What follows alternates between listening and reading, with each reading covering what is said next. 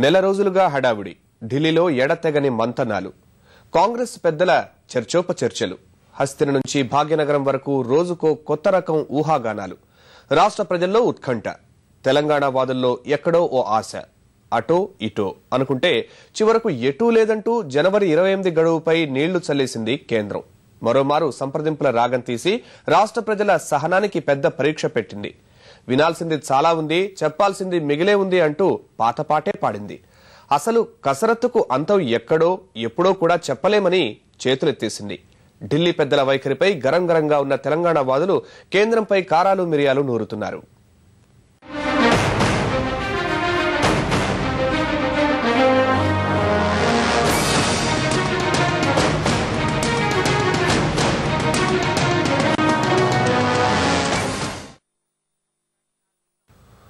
ఉద్రిక్తతల మధ్య మొదలైన తెలంగాణ రాజకీయ ఐకాస సమర దీక్ష కేంద్రంపై ఒత్తిడే లక్ష్యంగా కొనసాగుతోంది. ఈ సాయంత్రం వరకు సాగనున్న దీక్షలో తెరాస అధినేత కేసీఆర్ పాల్గొనున్నారు. మరోవైపు ఓయూ విద్యార్థుల ప్రదర్శనకు ఇప్పటికే అనుమతి నిరాకరించినా ఆపబోమన్న విద్యార్థి సంఘాల ప్రకటనతో నగరంలో పోలీసులు పటిష్ట బందోబస్తు ఏర్పాటు చేశారు.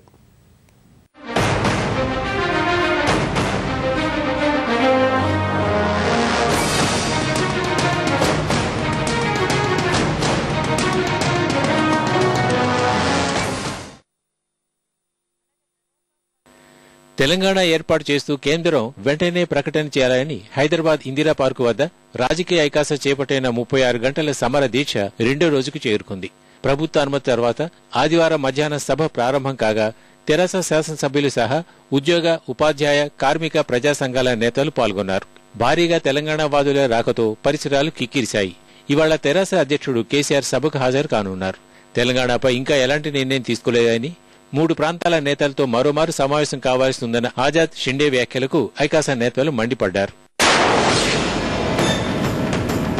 జై తెలంగాణ, జై తెలంగాణ, జోహార్ తెలంగాణ, మన వీరులకు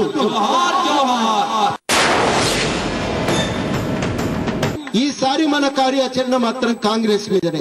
3 విషయాలు స్పష్టంగా అడుగుతున్నాం కాంగ్రెస్ నాయకులను. మరి మీ పార్టీ ప్రకటన ఏదైతే తేలిపోయింది, మరి మీరు మంత్రులెవరు కూడా పదవుల్లో ఉండొద్దని చెప్పి ఈ సందర్భంగా ఖచ్చితంగా డిమాండ్ చేస్తున్నాం. ఎమ్మెల్యేలకు, ఎంపీలకు ఒకటే అడుగుతున్నాం, మీ పార్టీతోని ప్రకటన చేయించండి, లేకపోతే మీరు పార్టీకి వెళ్లి బయటకు వచ్చి మాతో కొట్లాడండి అని అడుగుతున్నాం. ఇకపై ఇంటి దొంగలుగా మారిన తెలంగాణ కాంగ్రెస్ ప్రజాప్రతినిధుల్ని పల్లెల్లో తిరగనివ్వబోమని తెరాస సీనియర్ నేత హరీష్ రావు హెచ్చరించారు. ఇవాళ మళ్ళీ ఒకసారి కాంగ్రెస్ పార్టీ తెలంగాణ ప్రజలకు మోసం చేసింది. కాంగ్రెస్ పార్టీని పాత్ర పెట్టడం లక్ష్యంగా ఇక్కడ ఉండే ప్రతి ఒక్కరం కూడా ప్రతిజ్ఞ పూనిక నుంచి మనం కదలాల్సినటువంటి అవసరం ఉంటుంది. ఈ రోజు నుంచి ఈ రాష్ట్రంలో ఉండే కాంగ్రెస్ ప్రభుత్వాన్ని కూలదోల్చడమే మన లక్ష్యం. ఇంటి దొంగల భరతం పట్టాల్సిన అవసరం ఉంది. ఈ రోజు తెలంగాణ మంత్రులే టార్గెట్ గా ఉద్యమాన్ని ముందుకు తీసుకుపోవాల్సిన అవసరం ఉంటుంది. ఇవాళ మీరు రాజీనామా పెట్టండి, తెలంగాణ మంత్రులు రాజీనామా పెట్టాక ఢిల్లీ దిగిరాదా? పోరాటంలో ముందుంటామని ఐకాస కార్యాచరణ పాటిస్తూ అన్నింటికీ సిద్ధంగా ఉన్నామని టీఎన్జీఓ అధ్యక్షుడు దేవి ప్రసాద్ అన్నారు.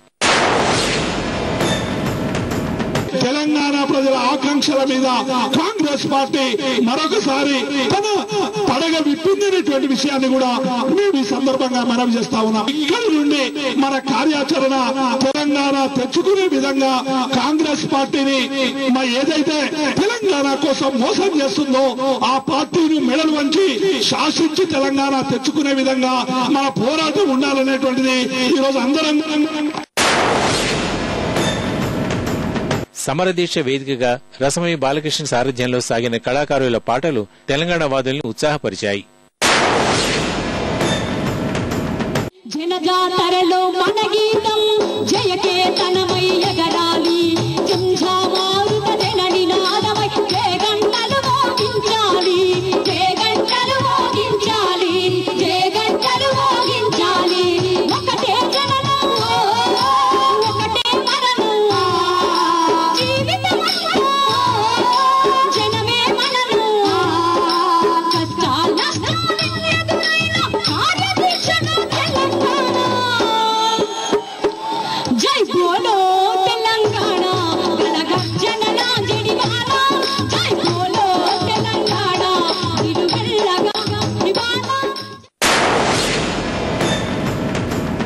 ఆజాద్ షిండే ప్రకటనలకు వ్యతిరేకంగా ఓయూ ఐకాస విశ్వవిద్యాలయం నుంచి ఇందిరా పార్క్ వద్దకు ప్రదర్శన చేయాలని నిర్ణయించింది. దీనికి పోలీసులు అనుమతి ఇవ్వలేదు. ఎట్టి పరిస్థితుల్లోనూ ఆపబోమన్న విద్యార్థుల ప్రకటనతో ఓయూ పరిసరాల్లో అదనపు బలగాలు మోహరించారు. ఆందోళనలు జరిగే అవకాశమున్న నగరంలోని పలు ప్రాంతాల్లో భద్రత కట్టుదిట్టం చేశారు.